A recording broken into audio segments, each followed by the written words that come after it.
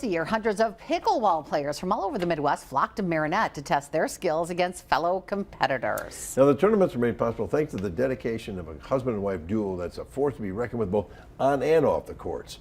Emerson Lehman introduces us to them in this week's Small Towns.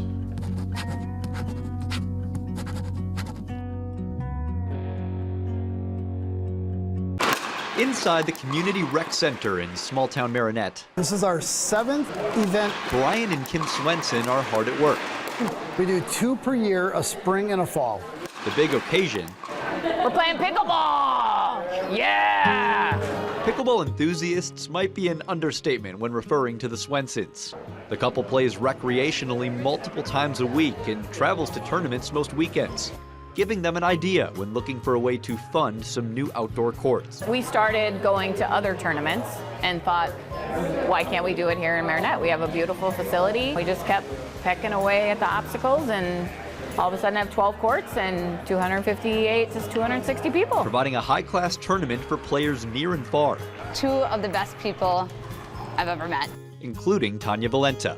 Brian and Kim have really kind of taken me under their wing and brought me out to meet people in Green Bay, to Wausau, Anago, all these people around the state, so that way I could meet people that would help my game as well. It's been awesome to be able to go from meeting them for the first time, never holding a paddle before in my hand, to now being able to play with some of the best people in the state. It's been a dream.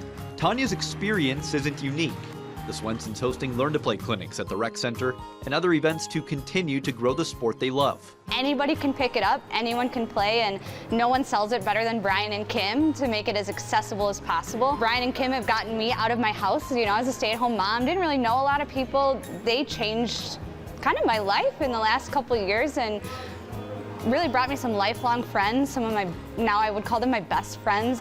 Friendship and a sense of community, one Kim and Brian are happy to give back to, with the proceeds from the tournaments benefiting families impacted by breast cancer and most recently, the Marinette High School Band. After we got our outdoor courts built and paid for, we just started looking for causes now for our tournaments, because we really believe that when people pick a tournament, they like to know what the cause is. And while they're both busy raising money and awarding oversized first place medals, you'd be silly to think they're not competing as well. And we're actually playing together on Sunday afternoon. We normally play together, but Someone's got to run the tournament. someone's got to run the tournament. Somebody's gotta run it. Yeah, Kim and I are just the faces and the names, but without our scorekeepers, our hospitality people, our setup crew in the morning on Friday morning that comes in and tape all the lines down. If it wasn't for them, we wouldn't be doing the tournament. A husband and wife with a passion for the sport, their small town, and the friendships made along the way.